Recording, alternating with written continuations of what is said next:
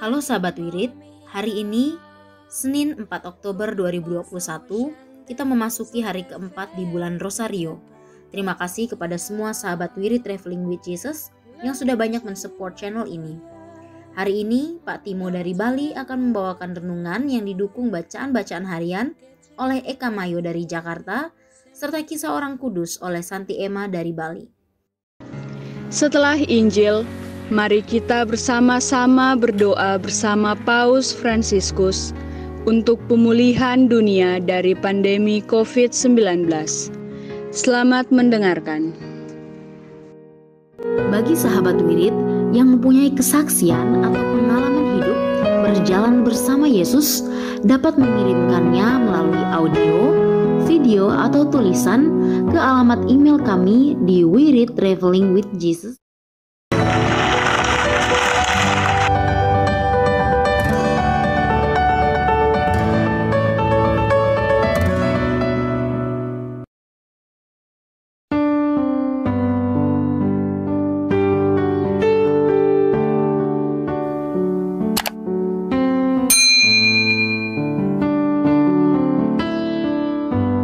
Bapak, Ibu, Saudara sekalian, selamat datang di channel Traveling with Jesus, teman baca Alkitab setiap hari bagi Anda semua. Bacaan kami ambil dari kalender liturgi Katolik.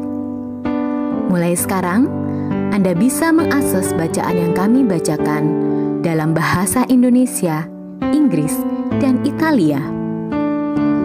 Bacaan dalam bahasa Indonesia dan Inggris dapat diakses setiap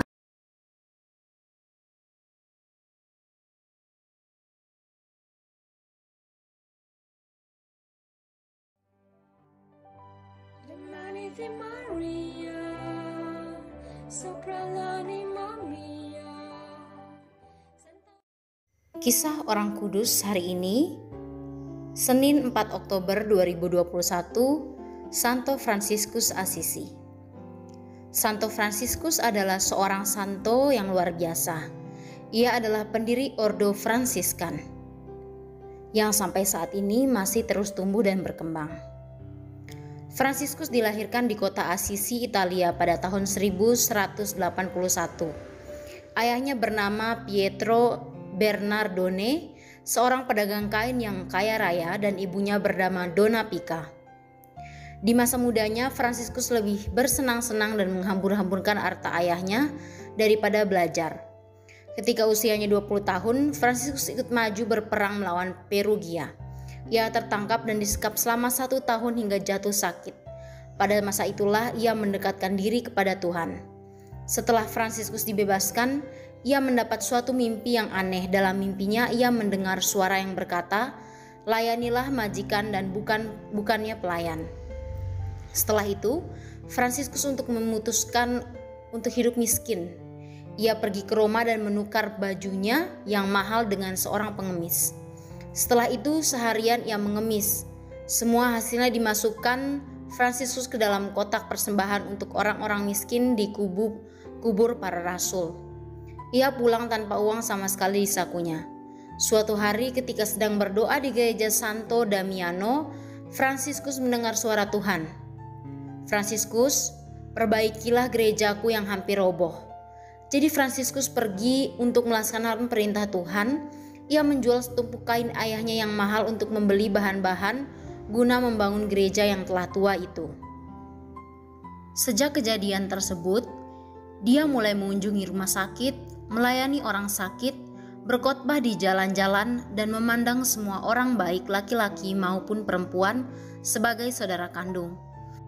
Orang-orang banyak mulai tertarik untuk mengikuti teladan hidupnya. Hingga pada tahun 1209, ia memperoleh restu dari Paus mendirikan Ordo Fransiskan yang mendasarkan hidup mereka pada kesederhanaan dan kemiskinan.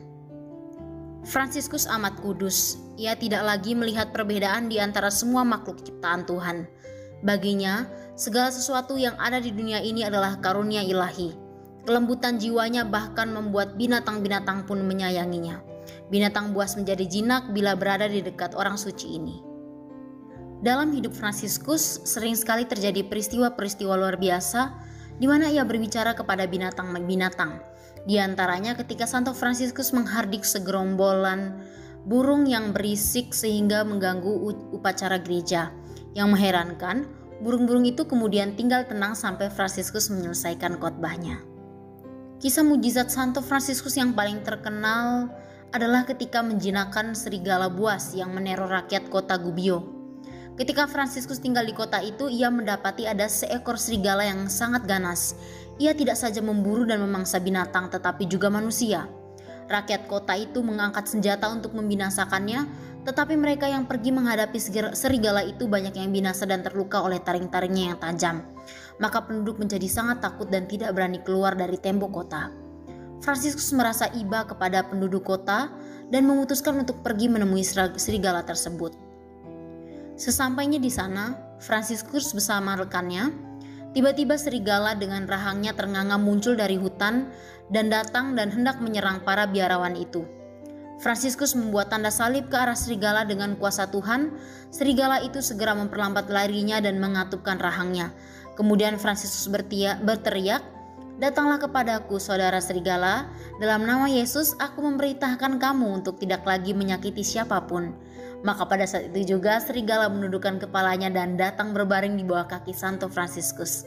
Serigala itu menjadi jinak seperti seekor anak anjing. Kisah stigmata Santo Fransiskus Assisi. Pada bulan September 1224, saat Fransiskus sedang dalam meditasi di Mount Alvernia di Apennines, ia menerima stigmata yang kemudian secara periodik berdarah selama 2 tahun sisa hidupnya. Mujizat ini memiliki peringatan yang terpisah pada tanggal 17 September. Ia sangat bersyukur menerima anugerah ilahi ini, namun ia berusaha dengan seksama untuk menyembunyikannya dari penglihatan orang lain. Orang suci ini dijemput kembali ke surga pada tanggal 3 Oktober 1226 dalam usianya yang ke-45 tahun. Para pengikutnya kemudian melanjutkan karya cinta kasihnya dengan semangat kerendahan hati dan meneruskan kerinduannya untuk memanggil semua orang menjadi pengikut Kristus yang sejati.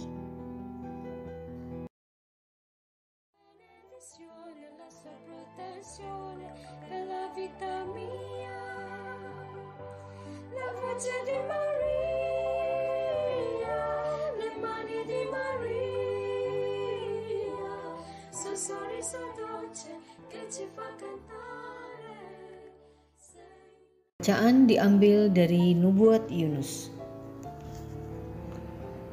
Datanglah sabda Tuhan kepada Yunus bin Amitai demikian. Bangunlah, pergilah ke Niniwe, kota yang besar itu, dan berserulah terhadap mereka, sebab kejahatannya telah sampai kepadaku. Tetapi Yunus bersiap untuk melarikan diri ke Tarsis, jauh dari hadapan Tuhan.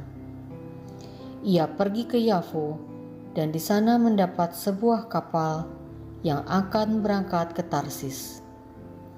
Ia membayar biaya perjalanannya, lalu naik ke kapal itu untuk berlayar bersama-sama dengan mereka ke Tarsis, jauh dari hadapan Tuhan. Tetapi Tuhan menurunkan angin ribut ke laut. Lalu terjadilah badai besar, sehingga kapal itu hampir-hampir terpukul hancur. Awak kapal menjadi takut, masing-masing berteriak-teriak kepada Allahnya, dan mereka membuang segala muatan ke dalam laut untuk meringankan kapal. Tetapi Yunus telah turun ke dalam ruang kapal yang paling bawah dan berbaring di situ, lalu tertidur dengan nyenyak. Datanglah nahkoda mendapatkannya sambil berkata, "Bagaimana mungkin engkau tertidur begitu nyenyak? Bangunlah, berserulah kepada Allahmu. Barangkali Allahmu itu akan mengindahkan kita, sehingga kita tidak binasa." Lalu berkatalah mereka satu sama lain, "Marilah kita buang undi, supaya kita tahu karena siapa kita ditimpa malapetaka ini." Mereka membuang undi dan Yunuslah yang kena. Maka berkatalah mereka kepadanya, Beritahu kami, karena siapa kita ditimpa malapetaka ini? Apa pekerjaanmu dan dari mana engkau datang? Manakah negerimu dan dari bangsa manakah engkau?" Sahut Yunus kepada mereka, "Aku ini seorang Ibrani. Aku takwa pada Tuhan, Allah yang menguasai langit, yang telah menjadikan laut dan daratan." Orang-orang itu menjadi sangat takut, lalu berkata kepadanya, "Apa yang telah kau perbuat?" Sebab orang-orang itu tahu bahwa ia telah melarikan diri jauh dari hadapan Tuhan. Hal itu telah diberitahukannya kepada mereka. Bertanyalah mereka, "Akan kami apakan dikau, supaya laut menjadi reda dan tidak menyerang kami lagi? Sebab laut semakin bergelora." Sahut Yunus kepada mereka, "Angkatlah aku dan campakkanlah aku ke dalam laut. Maka laut akan menjadi reda dan tidak menyerang kalian lagi. Sebab aku tahu, karena akulah badai besar ini menyerang kalian." Lalu berdayunglah orang-orang itu dengan sekuat tenaga untuk membawa kapal itu kembali ke darat, tetapi mereka tidak sanggup, sebab laut semakin bergelora menyerang mereka. Lalu berserulah mereka kepada Tuhan, katanya, "Ya Tuhan, janganlah kiranya Engkau biarkan kami binasa karena nyawa orang ini. Dan janganlah Engkau tanggungkan kepada kami darah orang yang tidak bersalah, sebab Engkau Tuhan telah berbuat seperti yang Kau kehendaki." Kemudian mereka mengangkat Yunus dan mencampakkannya ke dalam laut. Maka laut berhenti mengamuk. Orang-orang itu menjadi sangat takut kepada Tuhan, lalu mempersembahkan kurban sembelihan kepada Tuhan, serta mengikrarkan nazar. Maka atas penentuan Tuhan, datanglah seekor ikan besar yang menelan Yunus. Dan Yunus tinggal di dalam perut ikan itu 3 hari 3 malam lamanya. Lalu bersabdalah Tuhan kepada ikan itu, dan ikan itu pun memuntahkan Yunus ke darat. Demikianlah sabda Tuhan.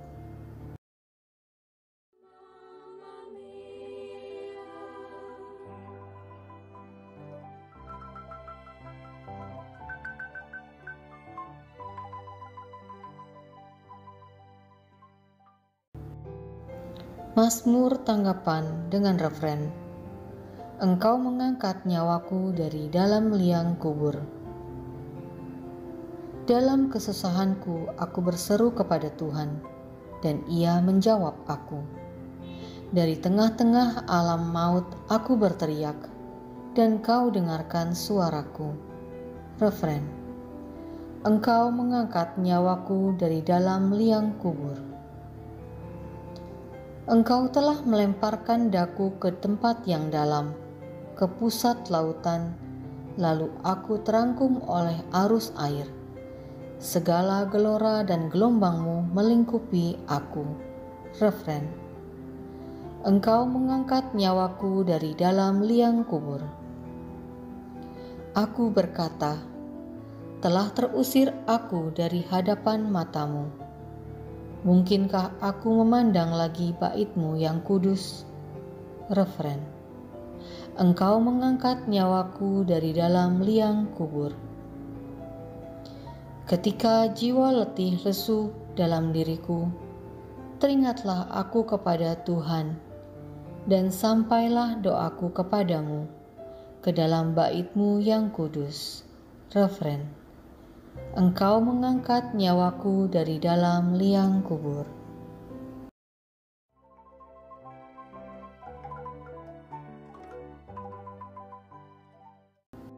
Bait pengantar Injil. "Perintah baru kuberikan kepadamu," sabda Tuhan, "yaitu supaya kamu saling mengasihi, sama seperti aku telah mengasihi kamu."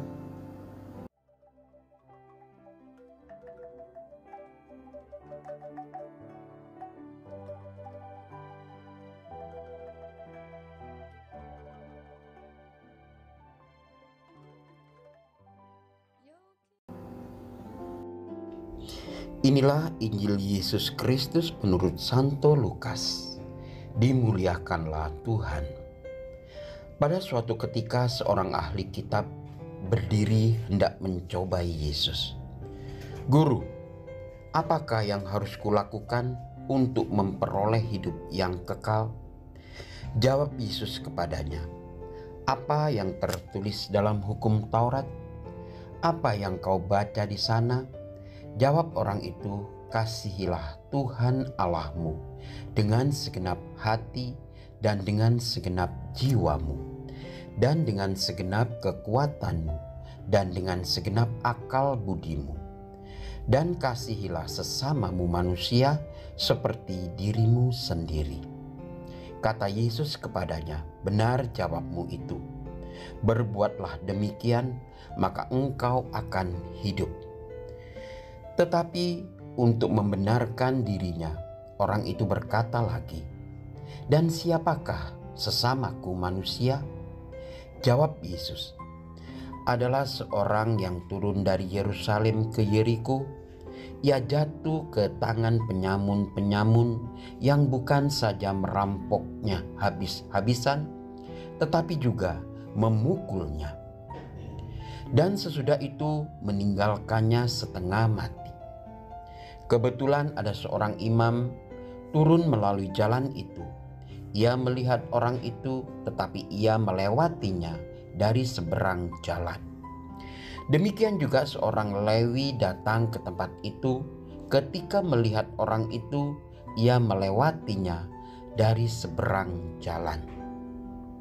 Lalu datanglah ke tempat itu seorang Samaria yang sedang dalam perjalanan. Ketika ia melihat orang itu, tergeraklah hatinya oleh belas kasihan. Ia pergi kepadanya lalu membalut luka-lukanya. Sesudah menyiraminya dengan minyak dan anggur, kemudian ia menaikkan orang itu ke atas keledai tunggangannya sendiri, lalu membawanya ke tempat penginapan dan merawatnya.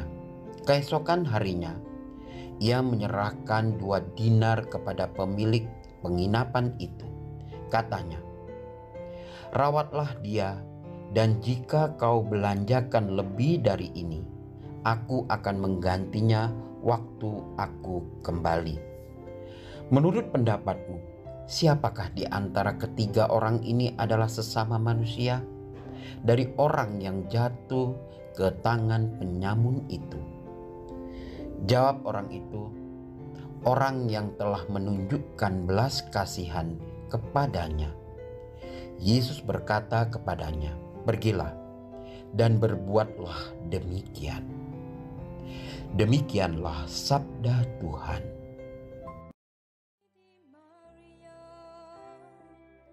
Dentro l'anima mia scavano dritto nel cuore, sciolendo il cielo se lo porta via.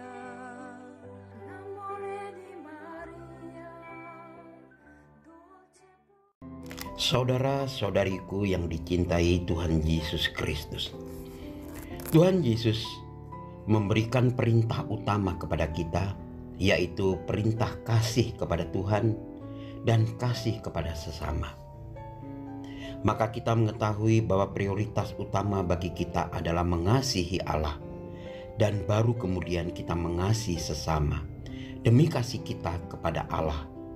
Hukum tertinggi adalah mencintai Allah demi kemuliaannya. Santo Irenaeus di abad kedua Masehi dengan gemilang mengungkapkan esensi atau kodrat kekristenan kita dalam Adigium yang berbunyi, "Kemuliaan Allah adalah kepenuhan hidup manusia." Tujuan hidup kita tidak lain dari memuliakan Allah dan hidup demi kemuliaannya.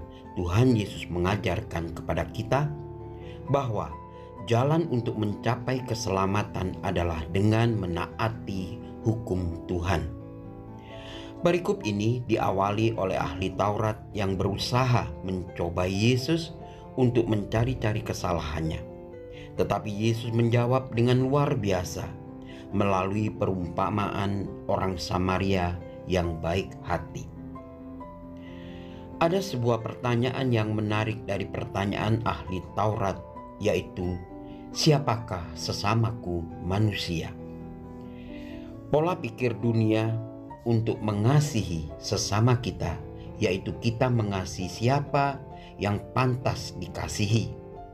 Mengasihi jika menguntungkan, mengasihi jika tidak merugikan, mengasihi jika mendapatkan imbalan, mengasihi karena telah terlebih dahulu dikasihi. Cinta sering bercorak seperti bunga, diselesai, layu, dan bunga tidak berkembang lagi. Saya memberi karena saya menerima. Terlebih dahulu saya memberikan sesuatu karena saya berharap akan mendapat balasan. Itulah manusia. Mari kita menaruh perhatian pada tema utama perikop ini, yakni lewat pertanyaan siapakah sesamaku. Jawab Yesus tersarikan dalam kata-kata si penanya sendiri. Sesama adalah orang yang membutuhkan bantuan kita. Sesama adalah orang yang menerima belas kasihan kita. Kata belas kasihan yang disebut pula welas asih atau kepedulian. Bisa diartikan emosi seseorang yang muncul akibat penderitaan orang lain lebih kuat dari sekedar berempati. Welas asih perasaan ini biasanya memunculkan suatu usaha untuk mengurangi penderitaan orang tersebut. Bila seorang memiliki rasa welas asih, maka ada gerakan dari dalam hati seseorang, bukan saja sekedar sayang untuk membantu orang lain yang menderita, meringankan deritanya, dan sekaligus menerangi penyebab penderitaannya. Inilah yang dirasakan oleh seorang Samaria ketika melihat orang yang terluka akibat perampok dan dipukuli oleh para penyamun. Dilandasi oleh belas kasihan, orang Samaria itu pun tergerak hati untuk menyatakan kebaikannya dalam tindakan nyata. Si Samaria bukan saja tergerak hati membantu, tetapi disertai tindakan untuk memastikan derita korban diiringi dengan sampai tuntas. Pihak yang dibantu dan dikasihi, yakni sesama, mengalami pembebasan dan kebebasan. Belas kasihan tanpa disertai dengan sebuah tindakan tidak akan berdampak apa-apa. Dalam perumpamaan ini sesungguhnya ada 3 orang yang melihat orang yang sedang terluka parah di jalan itu dan sangat membutuhkan pertolongan. Seorang imam, orang Lewi, dan orang Samaria. Imam yang tugas kesehariannya melayani di bait suci, ketika melihat orang yang terluka justru mempercepat langkahnya dan melewatinya begitu saja. Mengapa? Ia takut kalau orang itu sudah mati. Sebab berdasarkan peraturan perimanan, barang siapa menyentuh orang mati akan dianggap najis selama 7 hari lamanya. Pikirnya dengan menolong, ia akan kehilangan kesempatan. Untuk bertugas di bait suci, baginya melakukan pekerjaan pelayanan adalah lebih utama daripada menolong orang lain. Orang Lewi juga tak mau mengambil resiko. Para penyamun seringkali punya kebiasaan memasang umpan di tempat yang sepi. Contohnya, dengan berpura-pura menjadi orang yang terluka, begitu ada orang yang berhenti untuk menolong, segeralah para penyamun lain datang untuk mendekat, mengikuti, dan merampoknya. Tetapi orang Samaria ketika melihat orang yang terluka, tergeraklah hatinya oleh belas kasihan dan segera memberikan pertolongan. Ia berani mengambil risiko apapun demi menolong orang lain. Dicatat oleh Lukas bahwa si Samaria pun tidak mengenal korban. Soal asal-usul, agama, dan siapa yang telah menyamunnya. Kendati pun di mata orang Yahudi, Samaria adalah musuh bebuyutan yang tidak mendapatkan bagian dalam karya keselamatan. Namun si Samaria menunjukkan kualitas cinta dan mempraktekkan apa artinya menjadi sesama bagi yang lain. Cinta senantiasa bermuatkan belas kasihan. Belas kasihan tanpa cinta agar cenderung menjadi romantisme. Rasa sayang belaka, namun cinta dan belas kasihan akan menghasilkan tindakan yang tanpa pamrih dan tanpa syarat. Belas kasihan yang mengabaikan kepentingan yang harus diselesaikan saat itu, melakukan maksimal tanggung jawabnya hingga ia meninggalkan 2 dinar kepada pemilik penginapan dan bersedia mengganti kekurangan, bahkan ia tidak mengenal siapa yang ditolongnya. 3 orang mempunyai kesibukan yang harus diselesaikan, yakni seorang imam, seorang Lewi, dan seorang Samaria. Hanya orang Samaria yang Yesus disebut sebagai sesama manusia. Ia memiliki belas kasihan yang dibuktikan secara nyata. Belas kasihan yang mengabaikan kepentingannya yang harus diselesaikan saat itu. Dilakukannya secara maksimal, disertai tanggung jawabnya, hingga ia meninggalkan 2 dinar kepada pemilik penginapan dan bersedia mengganti kekurangannya. Bahkan ia tidak mengenal siapa ditolongnya, dari suku mana atau apa golongan agamanya. Santo Agustinus dalam kumpulan khotbah yang disarikan dalam De Vobis Domini Sermonis 37, seperti juga para bapak gereja yang lain, mengidentifikasikan orang Samaria itu sebagai Yesus dan orang yang dirampok itu sebagai Adam, yang mewakili kita semua manusia yang berdosa. Karena belas kasihannya, Kristus datang ke dunia untuk menyembuhkan luka-luka manusia akibat dosa. Yesus memang sangat berbelas kasihan kepada manusia yang menderita. Rasul Yohanes mengatakan, dalam hal inilah kasih Allah dinyatakan di tengah-tengah kita, yaitu bahwa Allah telah mengutus anaknya yang tunggal ke dalam dunia, supaya kita hidup olehnya. Inilah kasih itu, bukan kita yang telah mengasihi Allah, tetapi Allah yang telah mengasihi kita dan yang telah mengutus anaknya sebagai pendamaian bagi dosa-dosa kita. Saudara-saudaraku yang dikasihi Tuhan Yesus, jikalau Allah sedemikian mengasihi kita, maka haruslah kita juga saling mengasihi.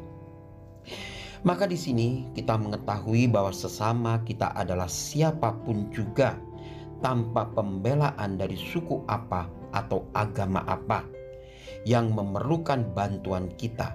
Dan kasih ini bukan terlihat dari bagaimana kita mengasihinya, seperti merasa kasihan atau mempunyai perasaan simpati, tetapi kita harus berani melakukan sesuatu yang nyata, yaitu untuk melayani mereka, membantu meringankan beban mereka yang membutuhkan bantuan. Dalam dunia kita dewasa ini, niat baik untuk membantu orang yang menderita. Niat baik untuk membantu orang yang menderita tidak serta-merta membuat kita aman dan nyaman.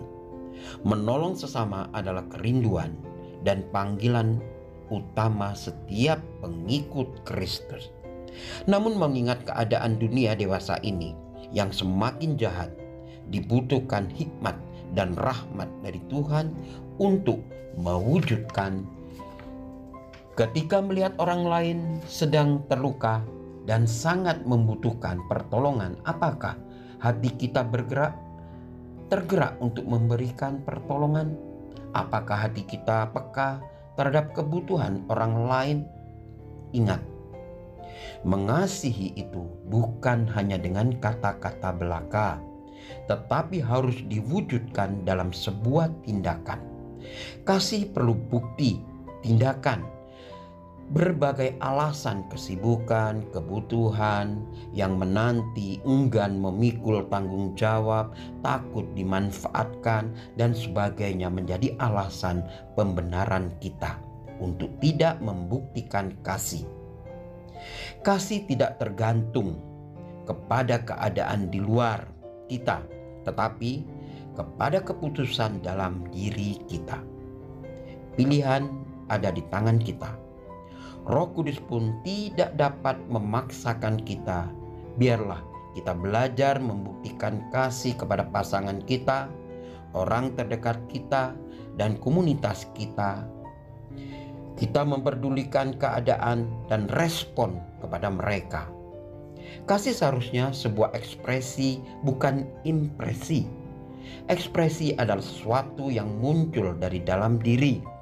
Dari hati keluar menjadi tindakan, memiliki belas kasih dan akan memberkati orang lain.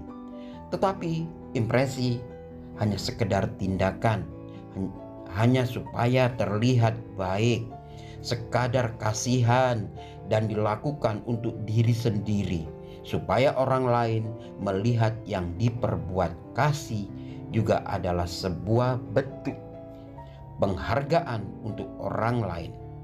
Sebuah kasih yang berbuat lebih daripada yang seharusnya, seperti orang Samaria.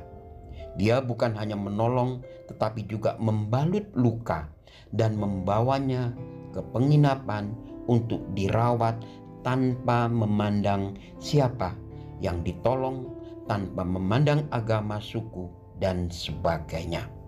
Seperti Yesus yang sudah lebih dahulu mengasihi kita. Dia tidak memandang siapa kita, dia mengasihi kita.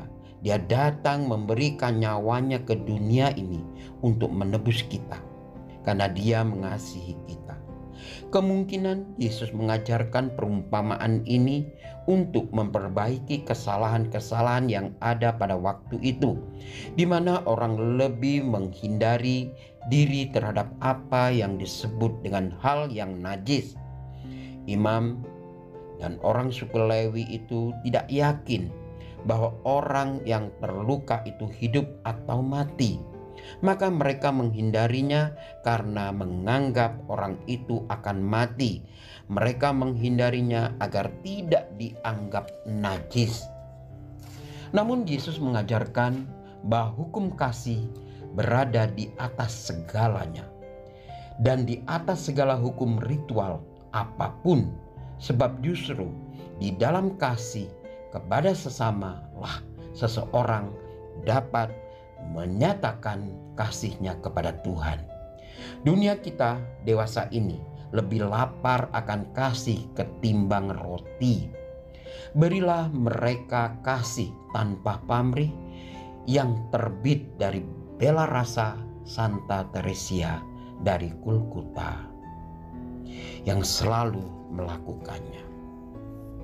Amin.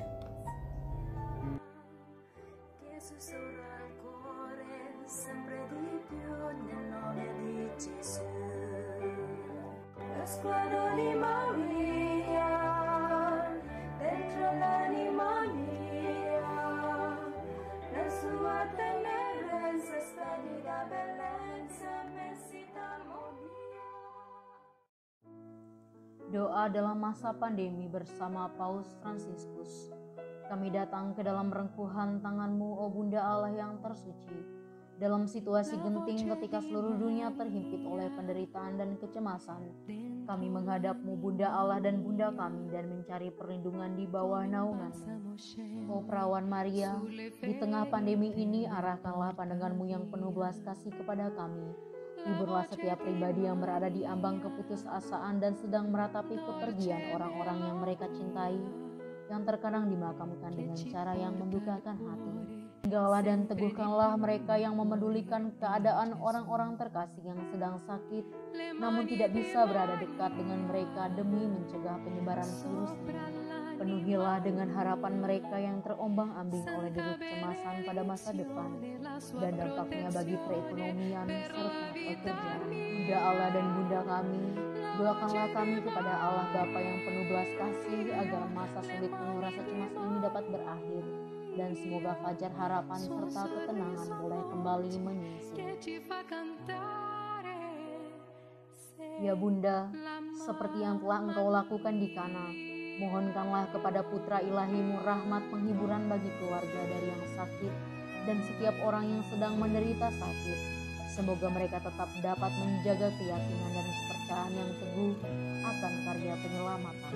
Lindungilah para dokter, perawat, petugas kesehatan, dan para relawan yang berada di garda depan situasi genting ini dan yang sedang mempertaruhkan hidup mereka guna menyelamatkan banyak orang. Sertailah upaya dan perjuangan mereka dan berikanlah mereka kekuatan, kemurahan hati, dan kesehatan seterusnya. Tinggallah dekat dengan setiap orang yang siang malam menemani orang sakit dan para imam serta pelayan sabda-Mu yang dengan kepedulian sosial dan pelayanan Injil berusaha membantu dan mendukung semua orang. O Perawan yang terberkati, terangilah pikiran, perasaan, dan kehendak dari setiap pribadi yang terlibat dalam penelitian ilmiah, agar mereka dapat menemukan solusi efektif guna mengatasi virus ini. Dampingilah para pemimpin bangsa agar mereka dapat menjalankan tugas dan tanggung jawabnya dengan penuh kebijaksanaan, perhatian, dan kemurahan hati, terutama untuk membantu orang-orang yang berkekurangan, serta dapat menemukan solusi dalam menangani permasalahan sosial ekonomi dalam semangat solidaritas demi masa depan. Maria yang tersuci, gerakanlah nurani setiap pihak yang terkait sehingga dana besar yang diinvestasikan untuk mengembangkan dan menumpuk senjata dapat dialihkan secara efektif untuk meningkatkan penelitian dan pencegahan terjadinya tragedi serupa di masa depan.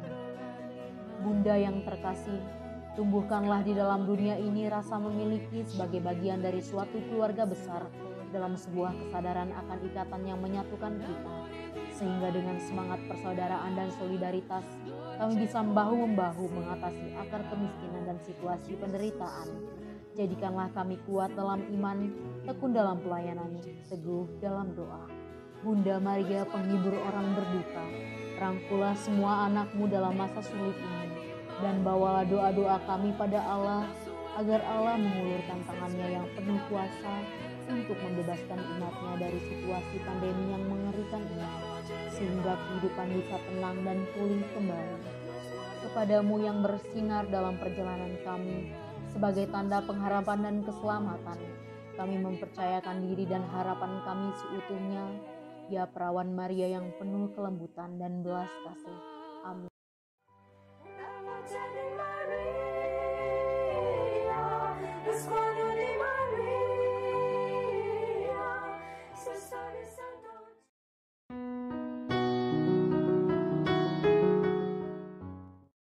Bapa kami yang ada di dalam surga, dimuliakanlah nama-Mu. Datanglah kerajaan-Mu, jadilah kehendak-Mu di atas bumi seperti di dalam surga. Berilah kami rejeki pada hari ini, dan ampunilah kesalahan kami, seperti kami pun mengampuni orang-orang yang bersalah kepada kami. Dan janganlah Engkau masukkan kami ke dalam pencobaan, tetapi bebaskanlah kami dari yang jahat. Amin. Salam Maria, penuh rahmat, Tuhan serta-Mu. Terpujilah Engkau di antara wanita, dan terpujilah buah tubuh-Mu, Yesus. Santa Maria, Bunda Allah, doakanlah kami yang berdosa ini, sekarang dan waktu kami mati. Amin. Salam Maria, penuh rahmat, Tuhan sertamu. Terpujilah engkau di antara wanita, dan terpujilah buah tubuhmu, Yesus. Santa Maria, Bunda Allah, doakanlah kami yang berdosa ini, sekarang dan waktu kami mati. Amin. Salam Maria, penuh rahmat, Tuhan sertamu. Terpujilah engkau di antara wanita, dan terpujilah buah tubuhmu, Yesus. Santa Maria, Bunda Allah, doakanlah kami yang berdosa ini, sekarang dan waktu kami mati. Amin. Salam Maria, penuh rahmat, Tuhan sertamu. Terpujilah engkau di antara wanita, dan terpujilah buah tubuhmu, Yesus. Santa Maria, Bunda Allah, doakanlah kami yang berdosa ini, sekarang dan waktu kami mati. Amin. Salam Maria, penuh rahmat, Tuhan sertamu. Terpujilah engkau di antara wanita, dan terpujilah buah tubuhmu, Yesus. Santa Maria, Bunda Allah, doakanlah kami yang berdosa ini, sekarang dan waktu kami mati. Amin. Salam Maria, penuh rahmat, Tuhan sertamu. Terpujilah engkau di antara wanita, dan terpujilah buah tubuhmu, Yesus. Santa Maria, Bunda Allah, doakanlah kami yang berdosa ini, sekarang dan waktu kami mati. Amin. Salam Maria, penuh rahmat, Tuhan sertamu. Terpujilah engkau di antara wanita, dan terpujilah buah tubuhmu, Yesus. Santa Maria, Bunda Allah, doakanlah kami yang berdosa ini, sekarang dan waktu kami mati. Amin. Salam Maria, penuh rahmat, Tuhan sertamu. Terpujilah engkau di antara wanita, dan terpujilah buah tubuhmu, Yesus. Santa Maria, Bunda Allah, doakanlah kami yang berdosa ini, sekarang dan waktu kami mati. Amin. Salam Maria, penuh rahmat, Tuhan sertamu. Terpujilah engkau di antara wanita, dan terpujilah buah tubuhmu, Yesus. Santa Maria, Bunda Allah, doakanlah kami yang berdosa ini, sekarang dan waktu kami mati. Amin. Salam Maria, penuh rahmat, Tuhan sertamu. Terpujilah engkau di antara wanita, dan terpujilah buah tubuhmu, Yesus. Santa Maria, Bunda Allah, doakanlah kami yang berdosa ini, sekarang dan waktu kami mati. Amin. Kemuliaan kepada Bapa dan Putra dan Roh Kudus, seperti pada permulaan, sekarang, selalu, dan sepanjang segala abad. Amin. Terpujilah nama Yesus, Maria, dan Yosef, sekarang dan selama-lamanya. Amin. Ya Yesus yang baik, ampunilah dosa-dosa kami, selamatkanlah kami dari api neraka, dan hantarkanlah jiwa-jiwa ke dalam surga, terutama mereka yang sangat membutuhkan kerahiman-Mu. Amin.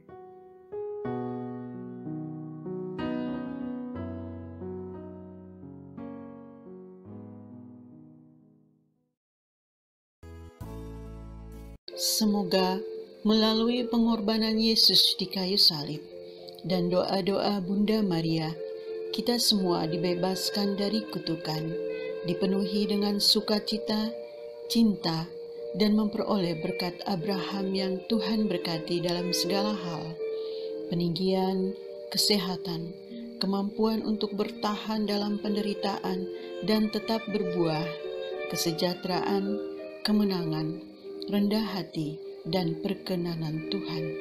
Amin. Saudara-saudari, para sahabat Weary Traveling with Jesus, marilah kita memohon berkat Tuhan untuk kita semua.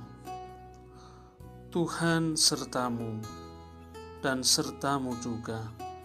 Semoga saudara-saudari, sanak keluargamu, usaha-usaha, pekerjaan-pekerjaan, kesehatan dan imanmu senantiasa dilindungi dan diberkati oleh Allah yang Maha Kuasa, Bapa, Putra, dan Roh Kudus.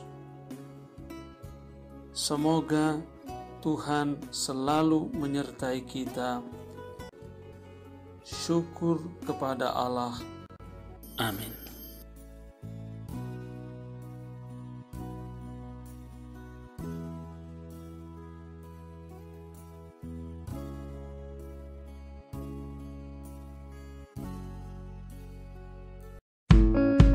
Demikian bacaan hari ini. Terima kasih sudah menonton.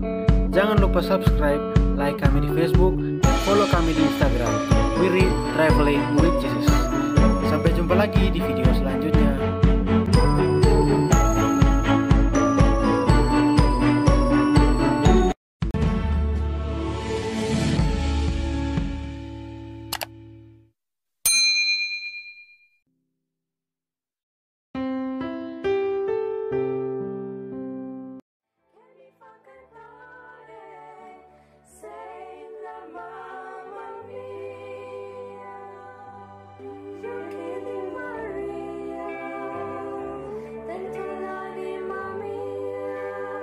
Bagi sahabat wirid yang mempunyai kesaksian atau pengalaman hidup berjalan bersama Yesus, dapat mengirimkannya melalui audio, video, atau tulisan ke alamat email kami di wiridtravelingwithjesus@gmail.com. Terima kasih. Selamat mendengarkan.